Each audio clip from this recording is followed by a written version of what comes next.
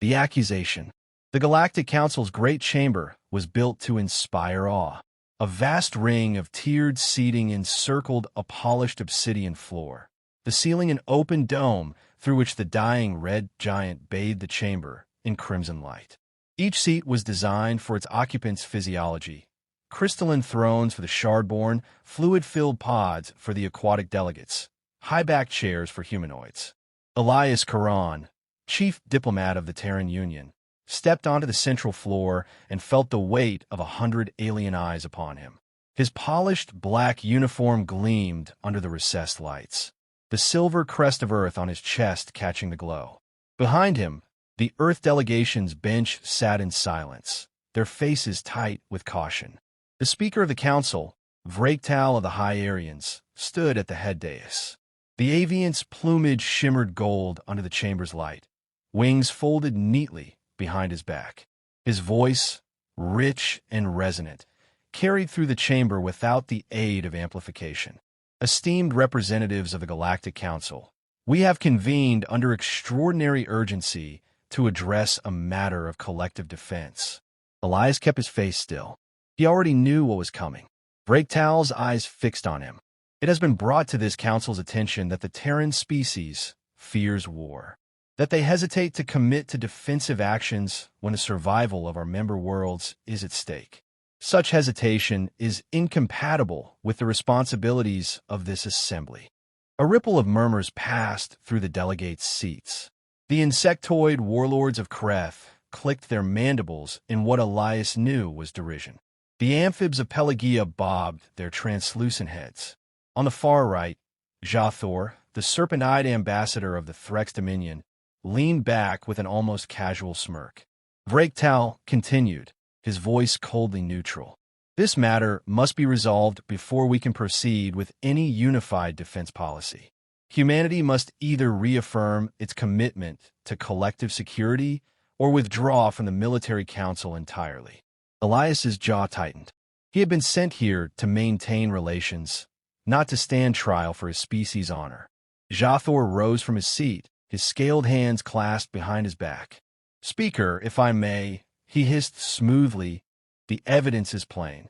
During the Skorth incursion in the Landa sector, the Terran fleet disengaged from battle within the first engagement hour. These are not the actions of a people ready to fight alongside their allies."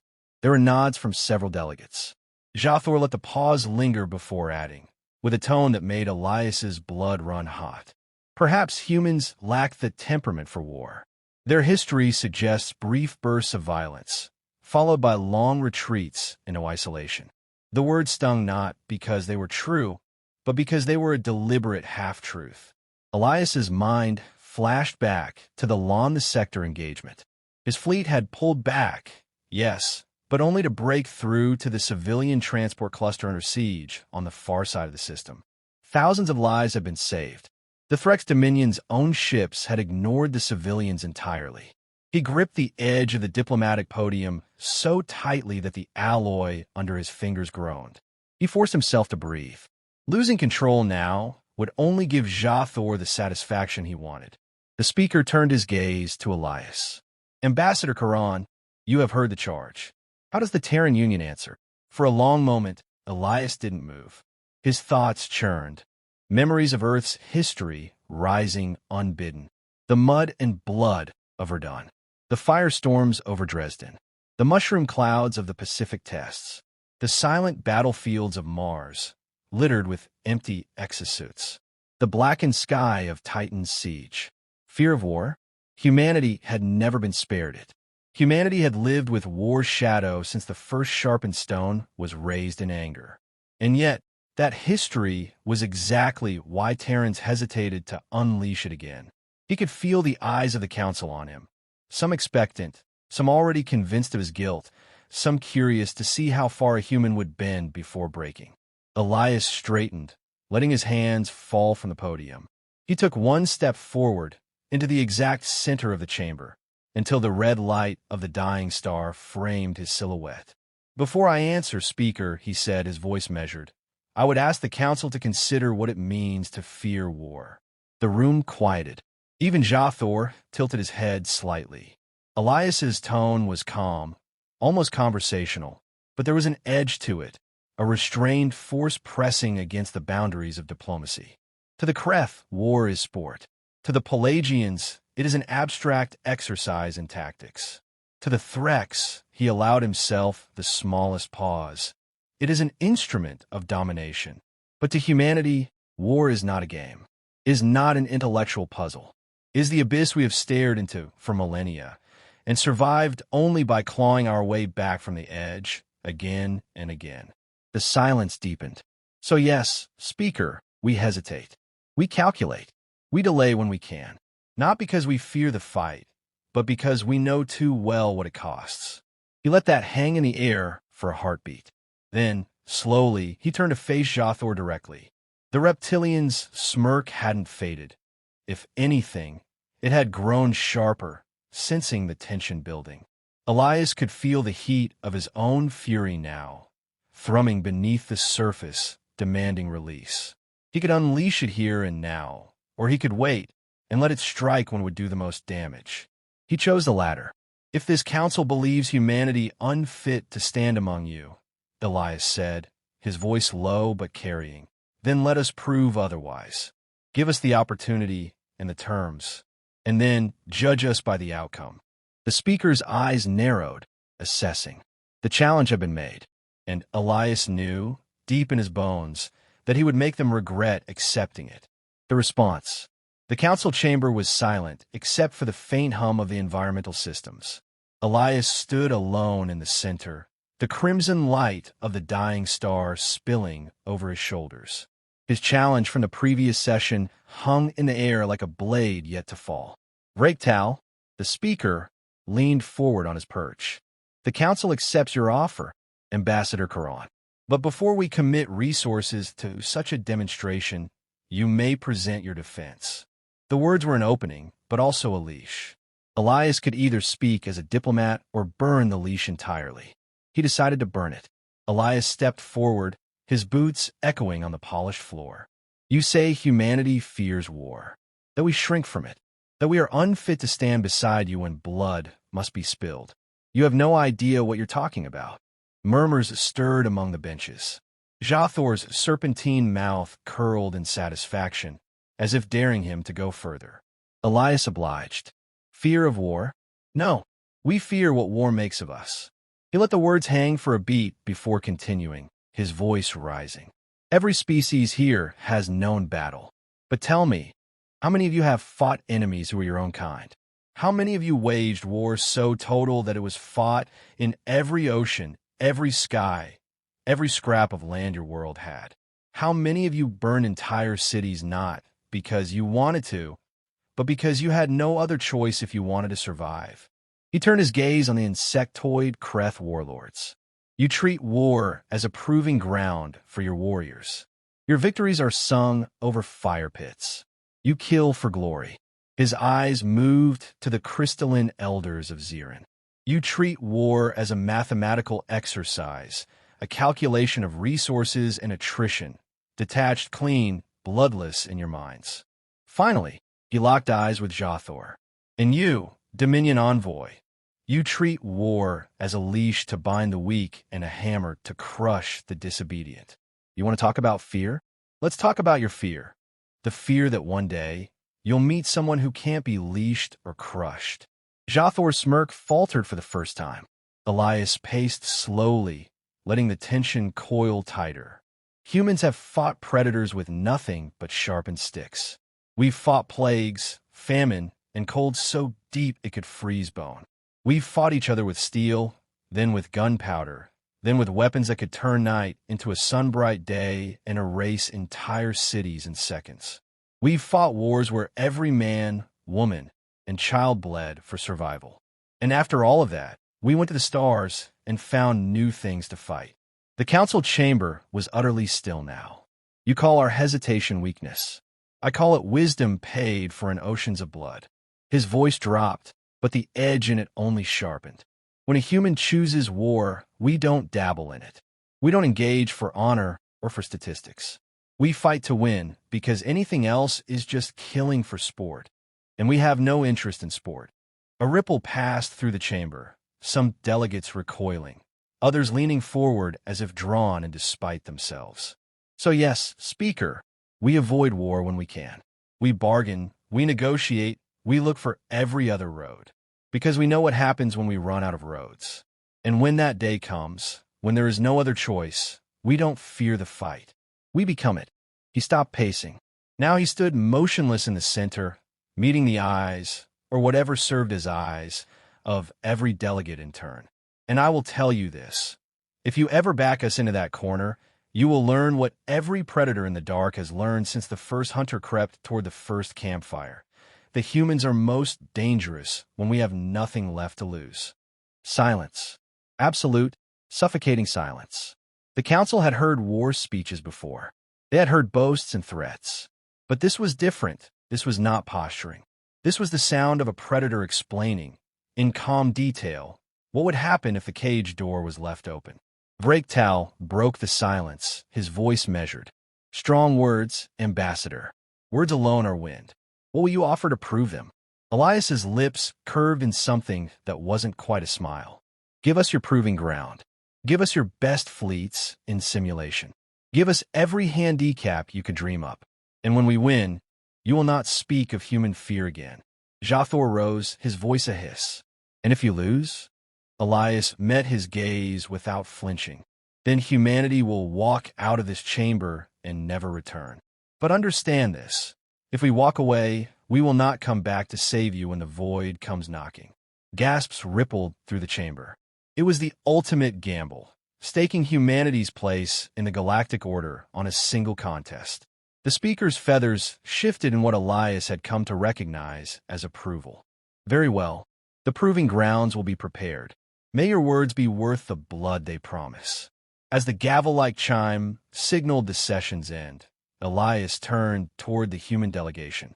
He caught the look in Admiral Saracade's eyes, a mixture of grim determination and the faintest spark of pride. They both knew what was coming next. The galaxy wanted to see if humanity could fight. Elias was going to show them exactly why they should never have asked. The Proving Grounds.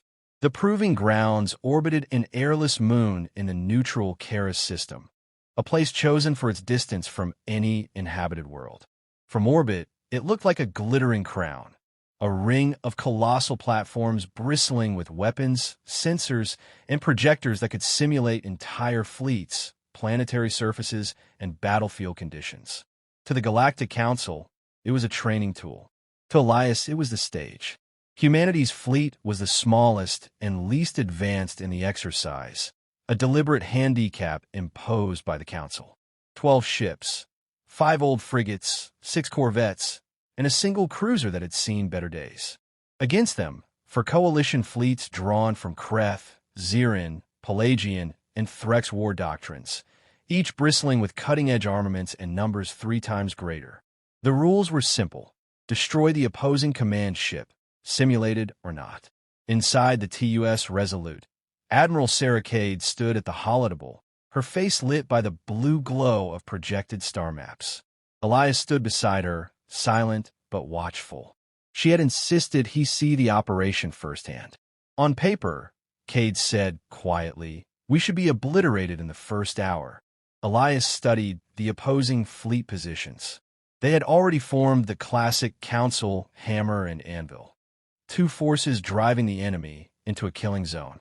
On paper, he said, isn't where humans win. Cade's mouth twitched in agreement. When the simulation began, human ships surged forward briefly, then peeled away, retreating at full burn toward an asteroid cluster on the far edge of the Proving Grounds. The alien observers watching from the ring muttered in smug satisfaction. Running already. One Kreth warlord clicked to his aid. Predictable, the crystalline Zirin elder chimed. Inside the asteroid field, the human fleet vanished from sensors. The Kreth fleet took the bait, plunging into the cluster in pursuit. They met empty space, and a sudden swarm of micro-drones deployed by human corvettes. The drones projected false sensor readings, simulating a phantom fleet deeper inside the rocks. By the time the Kreth realized they'd been chasing ghosts, The real human fleet had already swung wide around the asteroid cluster, hugging the moon's gravity well to mask their approach toward the Zirin formation. "Contact in 60 seconds, Cade reported. Her voice was calm, but her hands moved rapidly across the holotable. "All ships, burn hard, attack pattern Delta 5. Human corvettes darted forward like spear points, each launching a spread of simulated torpedoes. The Zirin fleet reacted predictably, reorienting into a defensive shell. That's when a human cruiser dropped its trump card, a burst of concentrated EM interference, blinding Zirin targeting systems for the precious 30 seconds it took to cripple their command ship in the simulation. First target down. The alien observers began to murmur, the tone shifting from smug to uneasy. Elias leaned toward Cade. Now we make them sweat. Instead of consolidating, the human fleet split, something no Council fleet would do in the middle of an engagement. Half the ships looped toward the Pelagian flotilla, the other half vanishing once again from sensors.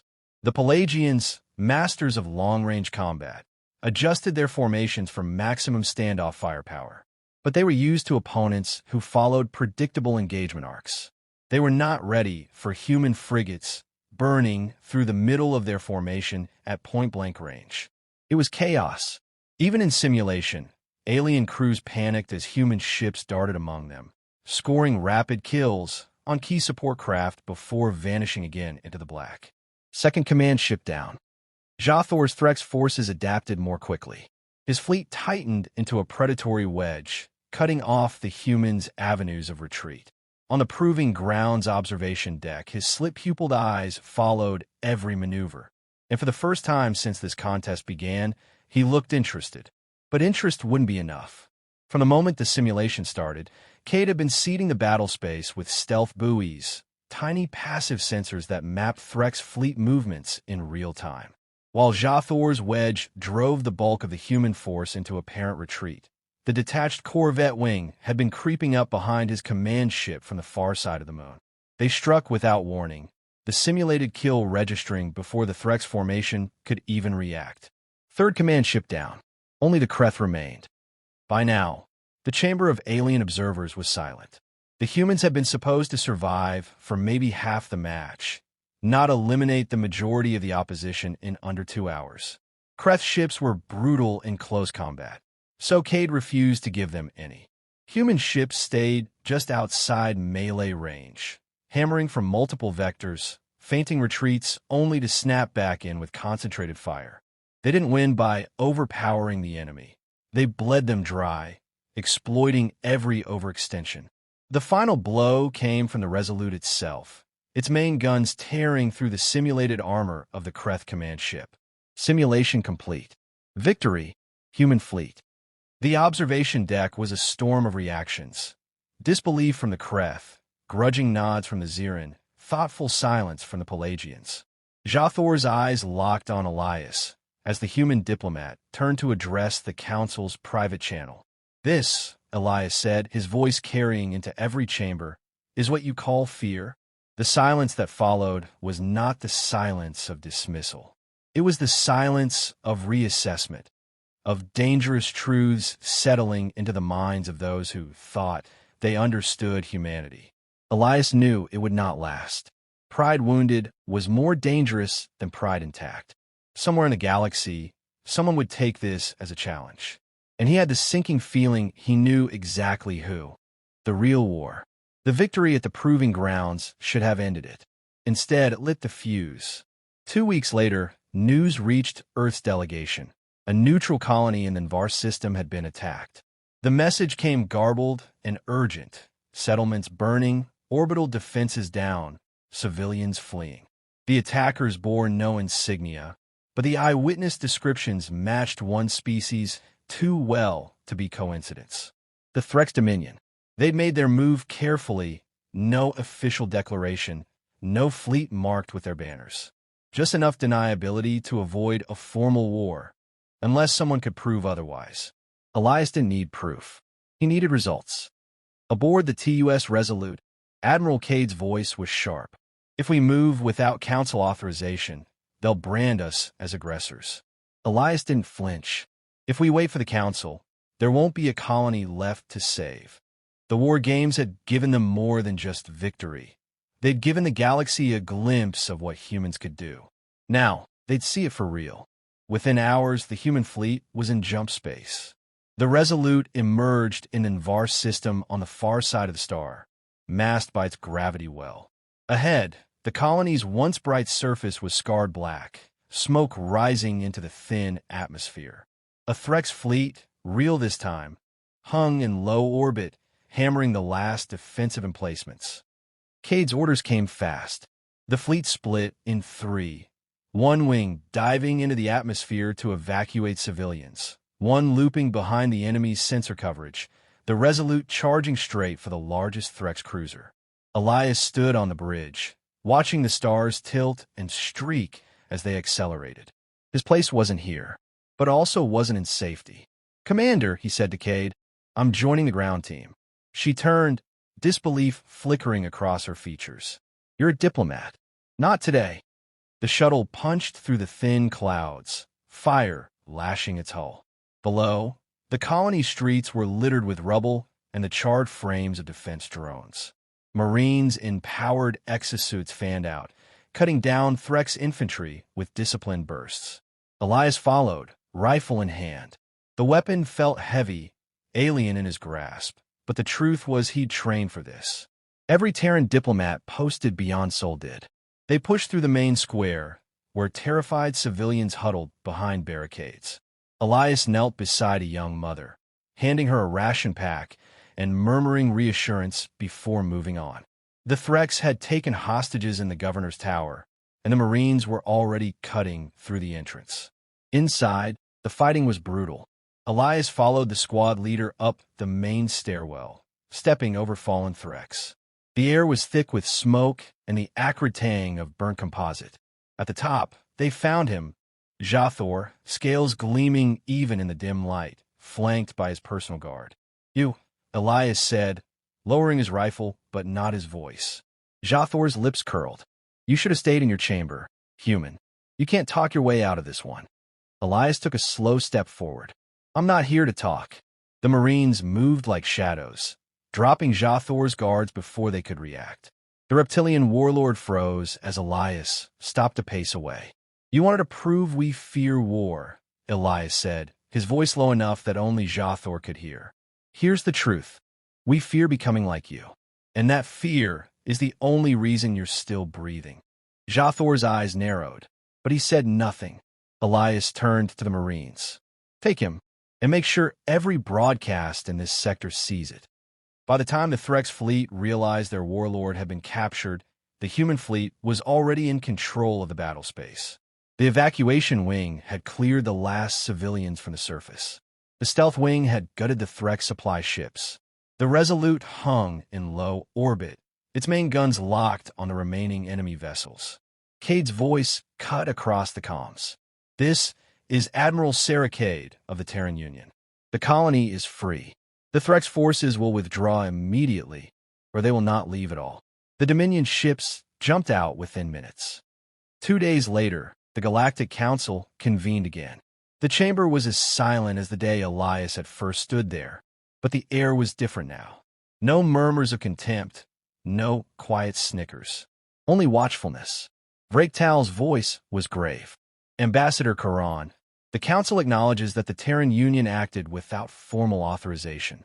However, in light of your decisive action in defending Var, the matter will not be brought to sanction. The Council further acknowledges that humanity does not fear war." A murmur of agreement rippled through the delegates. Even the Kreth warlords tapped their claws in approval, a warrior salute. Elias inclined his head. "We'll still avoid it when we can. But if you bring war to our door, you'd best be ready for us to answer." His gaze swept the chamber, pausing just long enough on the Threx delegation to make the point clear. Later, aboard the Resolute, Elias stood alone at the observation deck. Beyond the glass, the stars burned cold and distant. War was not something to celebrate. But he knew the truth. The Council now understood something they should never forget. Humans did not fear war. They feared what they would become if they embraced it too easily. And in that fear lay humanity's greatest strength.